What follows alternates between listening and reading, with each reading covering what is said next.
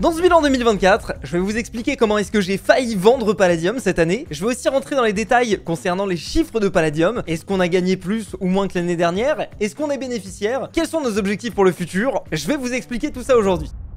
Pour commencer, ce qui peut être intéressant, je pense que c'est de revenir sur les objectifs qu'on avait sur cette dernière année. Le premier objectif, le principal, c'était d'avoir 2 resets sur le Palladium principal. Un en février, un en septembre. Bon, ça c'est usual business, on va dire. Ça a été plutôt très bien exécuté, on n'a eu aucun problème, c'est validé. Le deuxième objectif, c'était de sortir un projet de temporisation en juillet. Qu'est-ce que ça veut dire, un projet de temporisation? Vous n'êtes pas sans savoir que sur Palladium, on fait 2 grosses ouvertures par an. Et le concept de nous, notre point de vue, c'est qu'on fait une grosse rentrée de chiffre d'affaires au moment où on sort le serveur, et ensuite petit à petit, tout au long de la saison, et ben on gagne de moins en moins, jusqu'à la prochaine ouverture où ça repart et ensuite ça redescend petit à petit. C'est très bien, on arrive à vivre comme ça. Le seul souci que ça pose, c'est que déjà ça demande une gestion de trésorerie qui est quand même assez millimétrée, parce que sur la fin de saison, on est clairement à perte, et vous allez voir dans les chiffres, cette année, il y a des mois où c'était très chaud. Et surtout, ça veut dire que si on se foire sur une ouverture, globalement, on peut mettre la clé sous la porte. Donc histoire de sécuriser un petit peu les choses, on s'est dit que ce serait intéressant d'avoir des petits projets intermédiaires et de faire un espèce de roulement des ouvertures, ce qui nous permettrait d'être stable au niveau des entrées d'argent et donc d'être un petit peu plus serein au niveau de nos charges. Hop.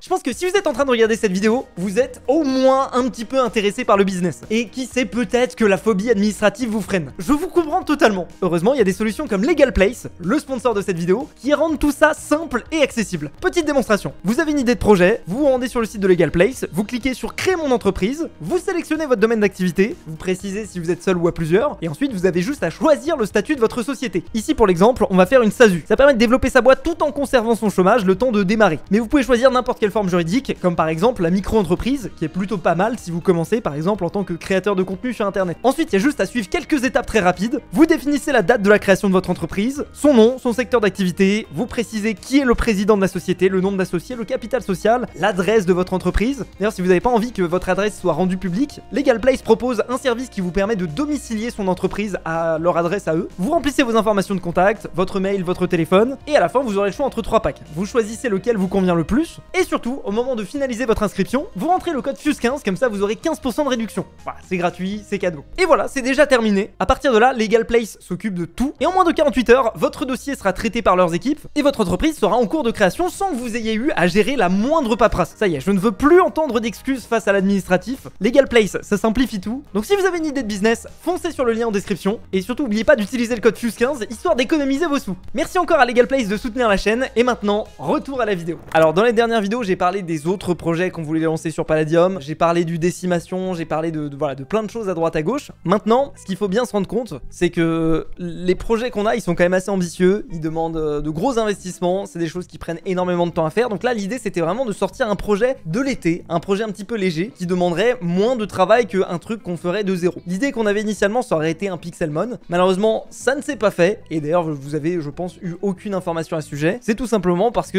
au final on est rentré dans un truc qui devenait de plus en plus ambitieux et qui au final prenait beaucoup trop de ressources par rapport à ce qu'on voulait faire, c'est-à-dire un projet qui allait mobiliser une personne à temps plein pendant un mois pour le préparer, mettre en place les choses. Mais là vraiment clairement on commençait à rentrer dans des coups sur lesquels on n'était pas hyper serein, et je dis pas qu'on va pas le faire en tout cas, mais soit on aurait sorti un truc bâclé, soit on aurait sorti un truc qui nous aurait mis dans la sauce pour la sortie de la V10. Troisième objectif, sortir le projet 2 de Palladium. C'est ce que je vous disais, on a une nouvelle stratégie depuis un an où on s'était dit ok, on a envie de faire un roulement sur les serveurs qu'on sort. On veut plus juste seulement être Palladium le PVP faction, on veut être Palladium l'éditeur de serveurs Minecraft modés de qualité. Donc on a bien avancé sur le cahier des charges, on a quasiment tout terminé le cahier des charges de décimation, et ça n'a pas plus avancé. C'est une question de priorisation des ressources, on a préféré prioriser sur prioriser.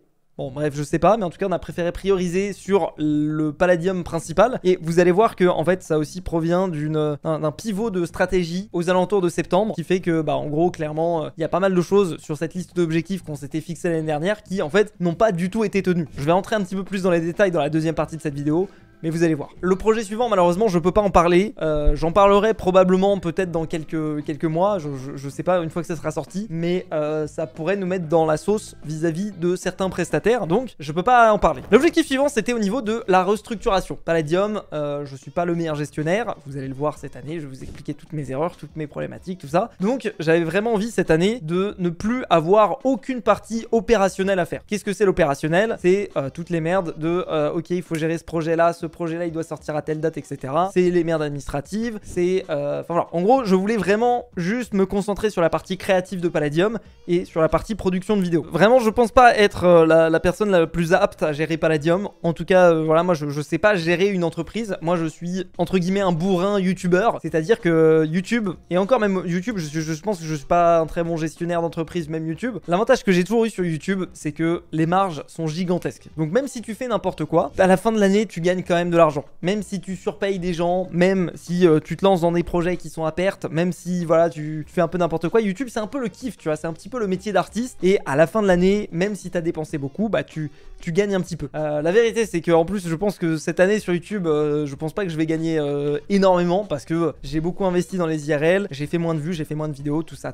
Bon, c'est des choix, des choix, on va dire de kiff plutôt que de business. Mais bon voilà, en tout cas, c'est des choix que j'ai fait. Et le problème, c'est que ces choix-là, je les fais aussi sur Palladium. Le problème, c'est que Palladium, on n'a pas les mêmes marges, on n'a pas du tout la même possibilité de manœuvrer les coûts et d'être rentable à la fin. Et donc moi, je pense que quand vous faites un serveur Minecraft, en réalité, il faut être, c'est un travail de centimier. Je crois que c'est ça le nom. C'est-à-dire que voilà, il faut compter chaque centime, il faut réduire chaque coût, machin, etc. Il faut optimiser les trucs, il faut pas faire n'importe quoi avec les ressources. Et moi, j'ai trop tendance à me dire, mais les gars, j'ai trop envie de faire ce serveur décimation. Allez, pof, on s'en fout, on lâche 50 000 balles dans le projet et tout.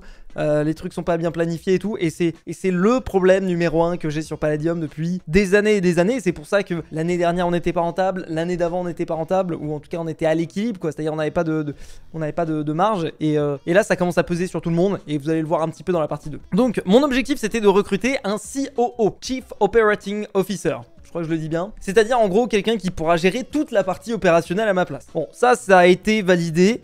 Plus ou moins. En fait, j'ai lancé des recrutements, j'ai passé des entretiens, etc. Au final, il s'avère que la personne la plus apte, en tout cas avec laquelle j'ai pu discuter, c'était une personne qui était déjà en interne. C'était Goldo, qui est là depuis 6-7 ans sur Palladium. Enfin, ça fait des années, quoi. Ce qui est compliqué avec les recrutements, en tout cas, moi, l'erreur que j'ai fait au début sur mes recrutements, c'est que j'ai tendance à recruter des gens parce que j'ai pas mieux. Et c'est toujours un petit peu l'inquiétude que j'ai quand je recrute quelqu'un, quand je mets quelqu'un à un poste, c'est j'essaye vraiment de sincèrement me poser la question, est-ce que cette personne-là, je la mets à cet endroit parce que j'ai pas mieux, ou parce que c'est vraiment la personne qu'il faut mettre à ce poste. D'expérience, après beaucoup d'erreurs, je pense que le mieux à faire, c'est si t'as pas la bonne personne et que t'as pas mieux, et bah vaut mieux d'avoir personne que d'avoir quelqu'un en fait que tu vas garder. Puis en fait que tu vas pas oser te séparer de lui parce que c'est compliqué, parce qu'en fait ouais, si tu te sépares de lui, bah du coup faut reprendre son travail, mais t'as plus envie de reprendre. Enfin voilà, c'est hyper compliqué, c'est compliqué les recrutements. En vrai, je pense que c'est la partie la plus compliquée en entrepreneuriat. Donc je suis quand même très content du travail de Goldo sur cette année. Il m'a retiré un poids sur mes épaules et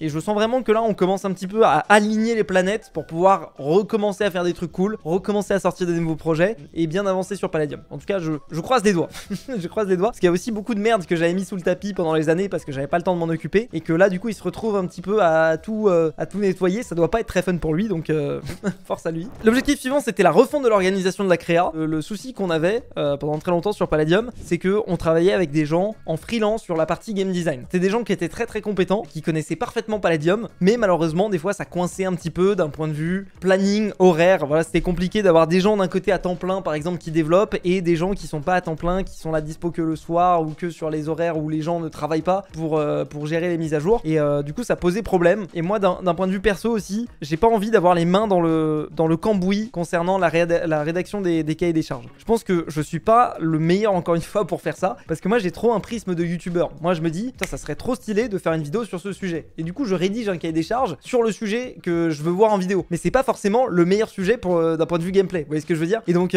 c'est pour ça que là jusque là encore encore, j'avais un petit peu les mains dans la rédaction des cahiers des charges, voilà, je donnais un petit peu trop mon avis. Et pour moi, c'était important que ça puisse vivre un petit peu de par soi-même et que ça puisse être, voilà, qu'il y ait un pôle vraiment game design dans Palladium sur lequel je peux donner des idées, je peux donner mon avis, mais en fait, ils m'écoutent ou ils m'écoutent pas, c'est eux qui ont le dernier mot, quoi. Pour vous donner une idée, là, sur la V10 de Palladium, le cahier des charges de l'alignement, c'est moi qui l'ai rédigé. Et en le rédigeant, il y avait forcément des petits angles morts que je n'ai pas eu au moment de la rédaction sur l'utilisation de la feature, sur qu'est-ce que ça pouvait apporter aux joueurs. Donc voilà, je pense que c'était le dernier cahier des charges que je rédigeais moi-même. Et du coup, bah, on va voir ce que ça donne sur la V10.5, la V11, etc.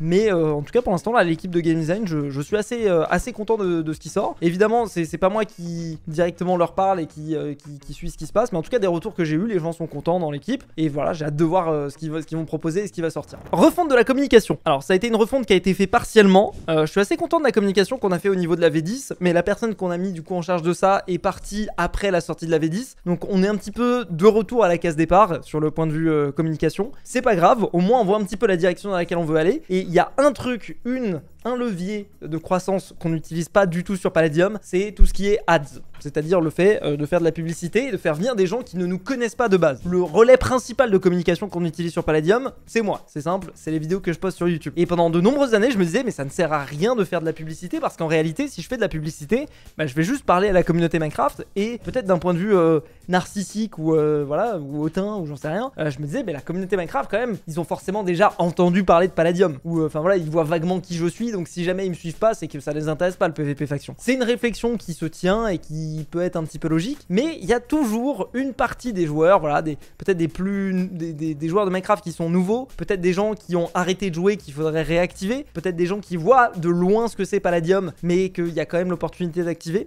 Et bah là, cette stratégie d'acquisition via de la publicité, c'est une stratégie qu'on a rapidement touché cette année, mais qui est très compliqué à scaler, qui est très compliqué à augmenter. Pourquoi? Parce que quand on fait de la publicité, surtout pour un launcher Minecraft, il faut avoir des outils de tracking qui sont très robustes. Il faut savoir que, ok, cette personne-là qui a regardé la pub, ensuite elle est allée sur le site, ensuite elle a téléchargé le launcher, elle a commencé à jouer, et combien de temps est-ce qu'elle a joué? Et ça, c'est des outils de tracking qu'on a commencé à mettre en place, qu'on a partiellement en place, mais pour moi, on n'a pas un tracking qui est assez robuste pour suivre quelqu'un du clic jusqu'à l'installation du jeu, jusqu'au fait de est-ce que la personne continue à jouer ou est-ce qu'elle joue 5 minutes et puis après elle se barre, quoi. Donc pour moi, ça c'est un des points sur lesquels on pourrait s'améliorer. Une des pistes que j'aurais personnellement, ce serait de pas essayer de faire un truc automatisé et plutôt de faire quelque chose où quand la personne se connecte pour la première fois à Palladium, et ben on lui dit bah vas-y, comment t'as découvert? Est-ce que c'est les vidéos YouTube? Est-ce que c'est le bouche à oreille? Est-ce que c'est une publicité sur telle plateforme? Et ça au moins ça nous permet de jauger un petit peu de la performance de nos publicités si on en fait. Donc je pense que c'est quelque chose qu'on va creuser sur 2025, mais c'est tellement de sujets, c'est tellement complexe et c'est là où je suis content quand même d'avoir quelqu'un qui peut m'épauler là-dessus sur la partie opérationnelle, parce que si j'étais seul à faire ça, clairement je l'aurais pas fait, et c'est pour ça que toutes ces années je l'ai pas fait. Ça suit le point suivant, tracking détaillé de tout ce qui se passe sur Palladium, l'acquisition, les habitudes de jeu, l'utilisation des features et les retours de joueurs. Ça, on a creusé pas mal, on a rajouté de nouveaux points de tracking sur Palladium sur ce qui se passe, mais on n'est pas allé assez loin à mon goût. On peut toujours aller plus loin. Moi, j'ai la croyance de dire, voilà, plus on a de data, mieux c'est, parce que au pire tu les utilises pas, au mieux tu peux les utiliser plus tard et découvrir des trends intéressantes sur les joueurs. Mais en tout cas, ce qui est sûr, c'est que comparé à il y a 1 an et demi, on a infiniment plus de données et on peut faire infiniment plus de choses avec. Mais c'est vrai que pour l'instant, on n'utilise pas assez les données pour faire nos décisions, pour avoir des insights. Et c'est dommage, en fait, c'est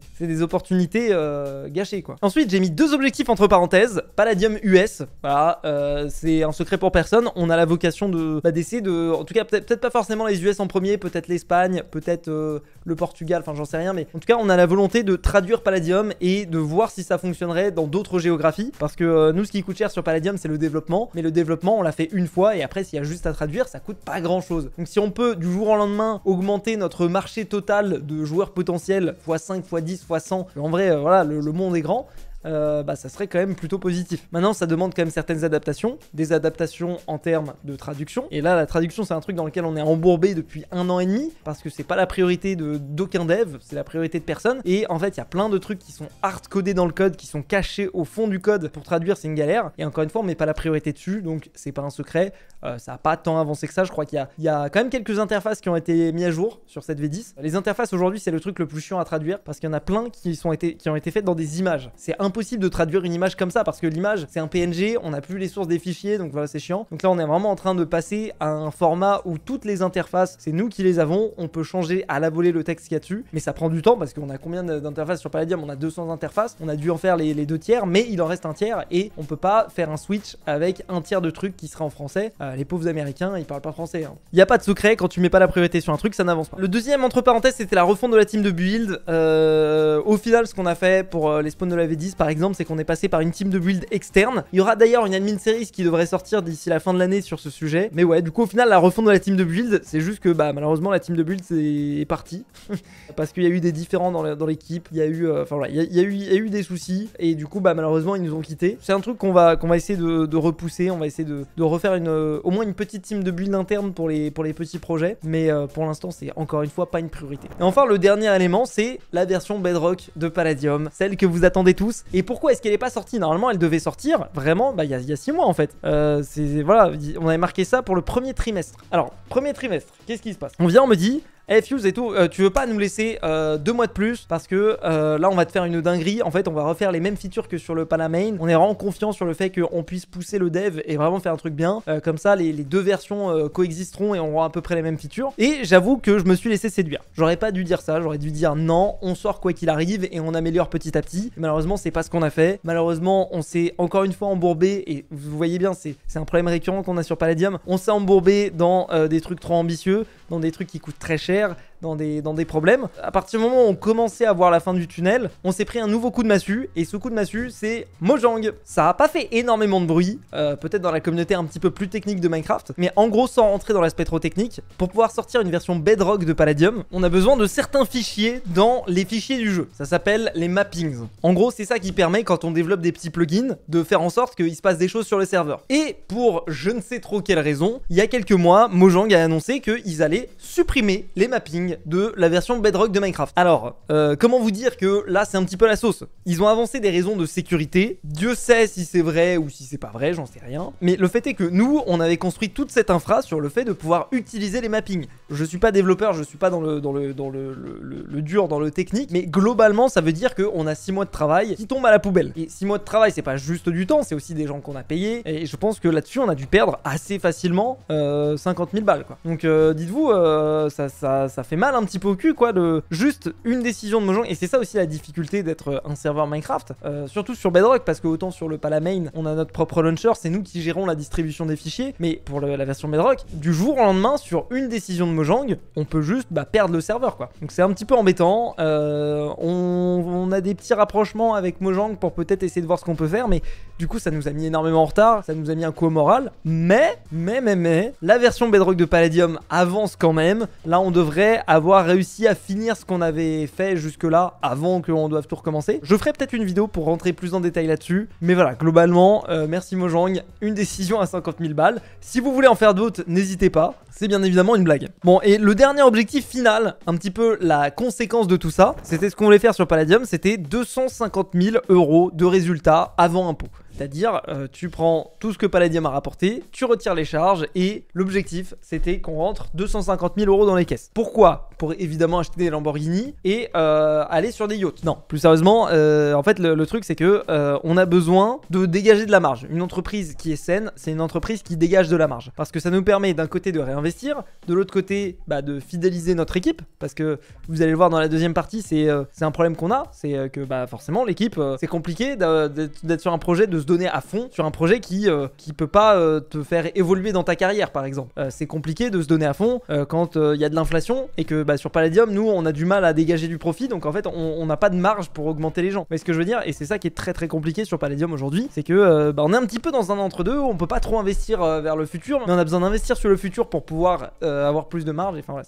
c'est un petit peu compliqué. Bref, donc la deuxième partie, c'est quels sont les enseignements que j'ai appris de toutes ces choses en fait. Tout à l'heure, je vous ai dit qu'on avait fait un pivot dans la stratégie sur Palladium. Qu'est-ce que ça veut dire? Alors moi, en septembre, il y a l'équipe qui est venue me voir et qui m'a dit « Ok, Fuse, je pense que enfin, on pense que là on n'est pas sur une bonne voie. On est sur une voie où on se disperse trop, où on fait trop de trucs à droite à gauche dans tous les sens. On a plein de projets qui sont lancés en parallèle, mais il n'y a rien qui voit le jour, ça coûte cher, et en fait à la fin ce qui se passe c'est qu'aujourd'hui le serveur faction subventionne des petites expériences que moi j'ai envie de faire, et voilà, tu vois, Moded, je me dis ça serait trop cool, je fais pas d'études de marché, je lance le truc, ça coûte 50 000 balles, et à la fin bah, c'est vrai que ça pénalise toute l'équipe indirectement. Certes l'équipe dans tous les cas ils sont payés parce qu'ils sont payés, ils ont un salaire, mais d'un point de vue progression de carrière, et bah forcément ça les impacte, et forcément aussi moralement ça les impacte, parce que les gens de l'équipe je les connais bien, et je sais que c'est pas des gens qui viennent le matin et qui repartent le soir et qui s'en battent les couilles. C'est des gens qui sont vraiment attachés au projet, et je pense pas qu'ils seraient là s'ils étaient pas attachés au projet, et c'est des gens vraiment qui ont envie de faire avancer les choses. Et donc quand ils voient que à cause peut-être de mauvaises décisions de ma part, ou en fait de gens qui sont pas dans le cambouis, en train de faire les choses, bah c'est démotivant de se dire bah voilà, on a perdu 50 000 balles sur Moded, on a perdu 50 000 balles sur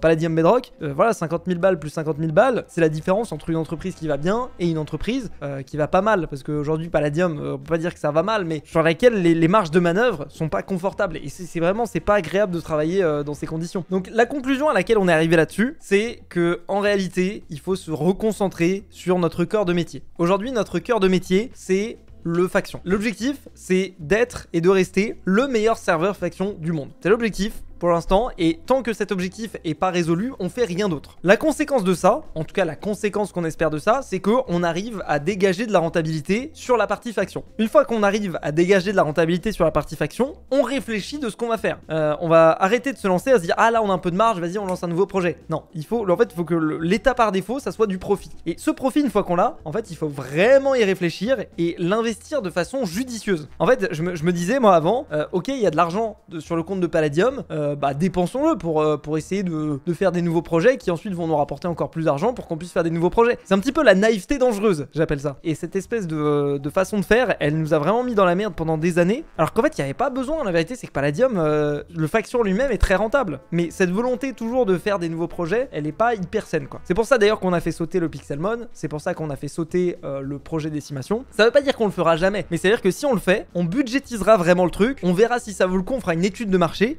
et si tous les feux sont au vert, et bah là on se lancera dans le développement, plutôt que de se dire ah je suis sûr que c'est une bonne idée sans avoir le recul et sans se rendre compte en fait réellement du coût. Je vais vous donner un exemple un petit peu plus concret. Le projet Décimation, j'étais sur le point de le lancer cette année, j'étais sur le point de mettre des devs dessus, j'allais mettre un dev et demi à temps plein, et je me disais bah c'est très bien, c'est cool, un dev et demi, voilà ça va avancer bien, etc. Et moi dans ma tête je me disais ok sur Palladium on a 5 ou 6 devs, bah voilà il y en aura 4 et demi qui continueront à bosser sur le faction, 1 et demi qui bosseront sur le Décimation. Et je voyais pas ça comme un coût, puisque dans tous les cas les devs on les paye. Mais en fait si, ce truc là a réellement un coût, c'est un coût d'opportunité sur d'autres projets, sur le faction, sur ce genre de choses. Là maintenant la réflexion que j'ai là-dessus c'est de me dire ok ce projet il va coûter 50 000 balles, est-ce que si j'avais 50 000 balles sur mon compte perso et que y a un entrepreneur qui vient me voir pour que je devienne investisseur dans sa boîte, est-ce que j'investirais dedans? Est-ce que je me dirais le marché est correct, l'équipe est bonne, le mec sait gérer la gestion de projet, est-ce qu'il y a de la demande pour un tel serveur? Si oui j'y vais, sinon j'y vais pas. Et ça c'est pas une réflexion que j'avais, vous allez me dire ouais monsieur c'était vraiment un énorme débile, franchement t'as 50 000 balles, tu jettes l'argent etc.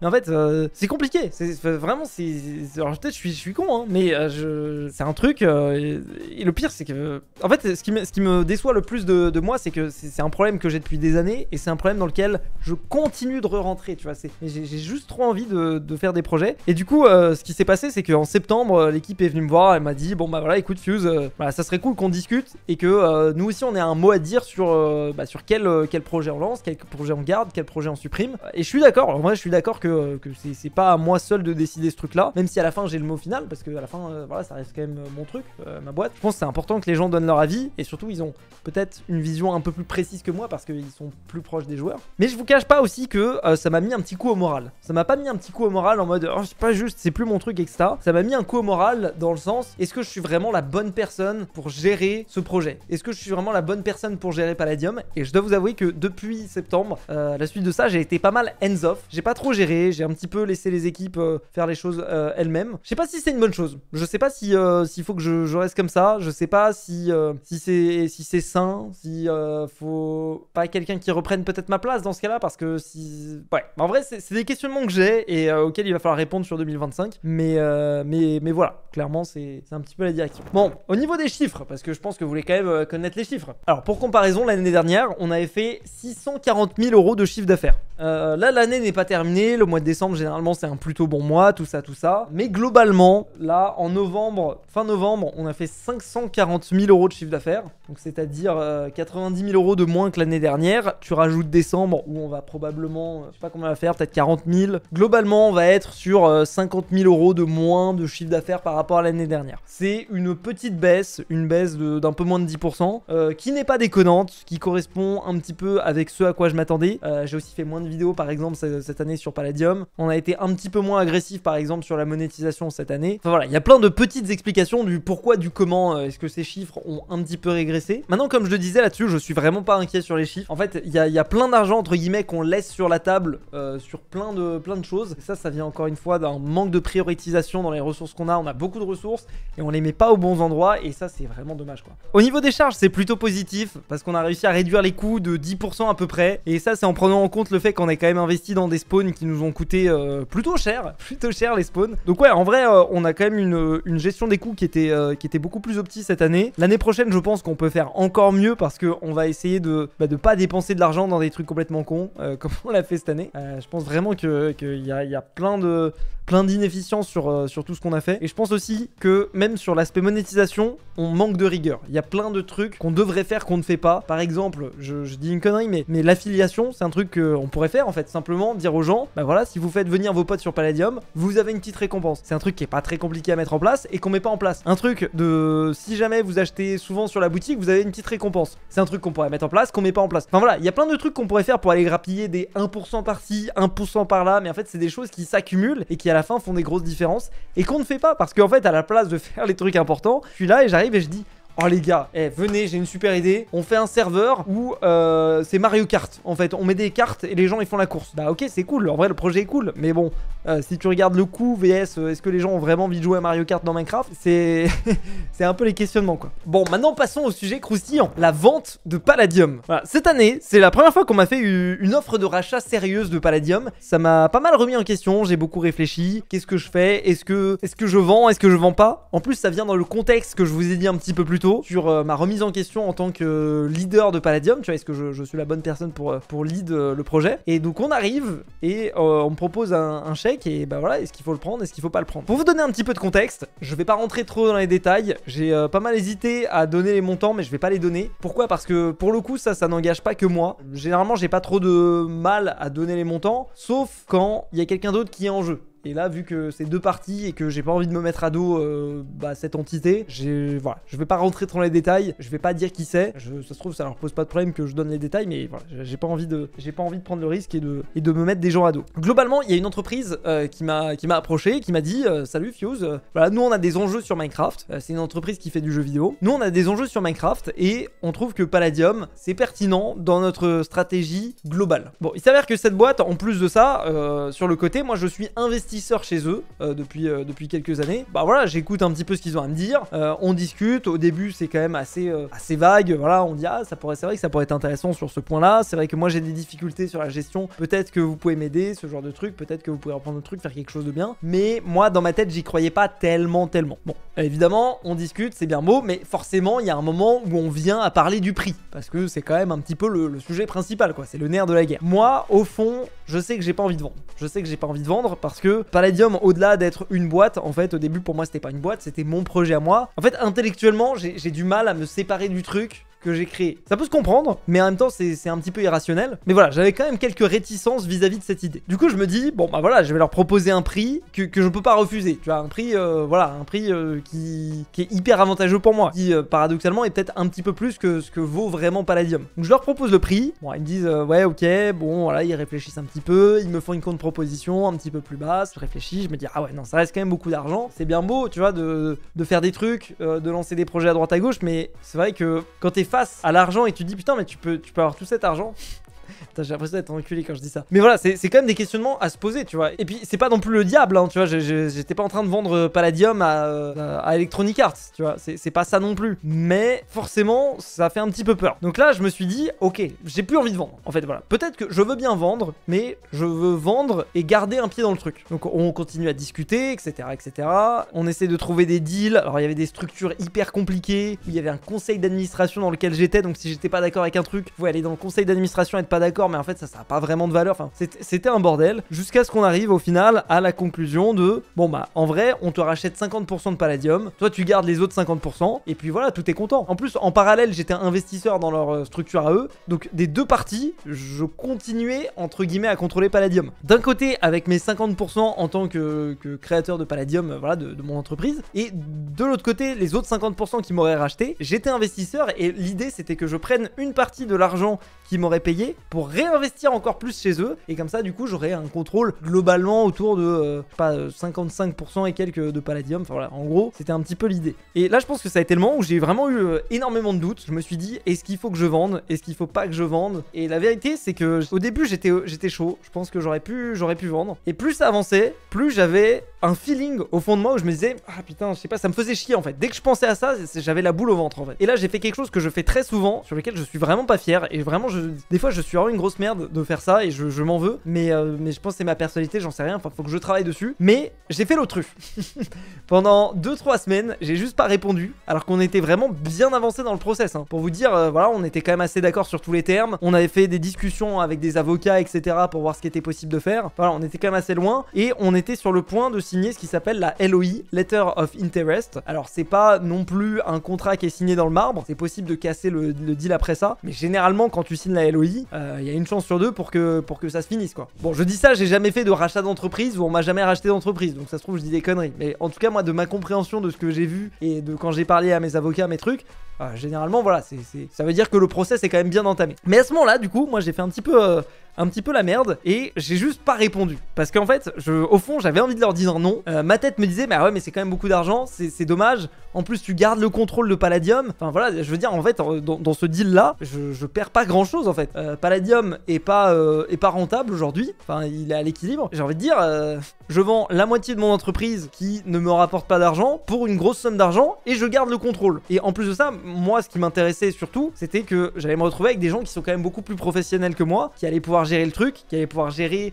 les projets, les process, les trucs, les machins que j'ai pas envie de gérer, l'administratif, les trucs compliqués en fait. C'était un deal qui était franchement très très généreux de leur part et qui en tout cas moi je trouvais était assez avantageux pour moi. Et au final il y avait un autre truc aussi qui a joué, c'est un petit peu cette idée de faire les choses en famille. En fait je me rends compte que j'aime beaucoup le confort d'avoir plusieurs boîtes qui ont diverses interdépendances. Par exemple Creator Lab qui gère le Fuse Shop, et ben il gère aussi le merchandising de Palladium, il gère aussi le merchandising de certains créateurs de Block Media. Block Media, il vient et récupère des deals pour ma chaîne YouTube. Parfois, il récupère des deals même pour Palladium. C'est arrivé par le passé, c'est très rare. À côté, on a Sandblock qui fait des projets de marque pour Minecraft. Mais Sandblock, il peut faire aussi de la création de projets sur Bedrock pour Palladium. Sandblock, en plus, des fois, il a des deals pour Block Media. Block Media, des fois, a des deals pour ça. Enfin, moi, j'aime bien un petit peu ce truc d'interdépendance entre les entreprises. Et j'avais peur de perdre ça si jamais Palladium passait sous le contrôle d'une autre entité. Peut-être que c'est ce qu'il aurait fallu pour passer au next level. Peut-être que c'est ce qu'il aurait fallu pour se dépatouiller un petit peu des mauvais choix que j'ai tendance à faire sur Palladium. Mais écoutez, c'est un choix que j'assume. Ça veut pas dire que je vendrai jamais Palladium, ça veut pas dire que je veux vendre Palladium, mais c'est juste que là je pense que au stade où j'en suis, c'est pas le moment, et j'ai peut-être un truc à me prouver à moi-même, de me dire bah voilà, j'aimerais bien quand même me prouver que je suis pas un entrepreneur éclaté, tu vois. Parce que moi aujourd'hui, en tout cas c'est la vision que j'ai de moi-même, c'est que je pense qu'en termes de créateur de contenu ça va, tu vois, je suis ok,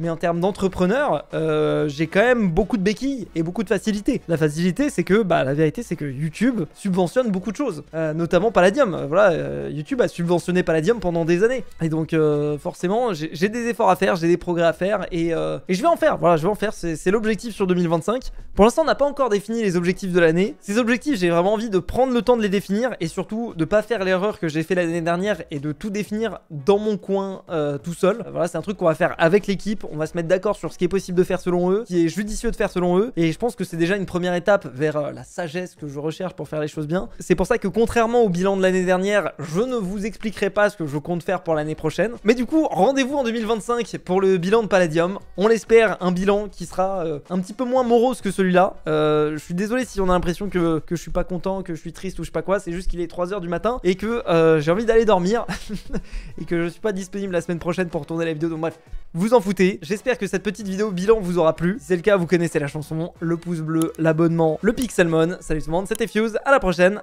à plus.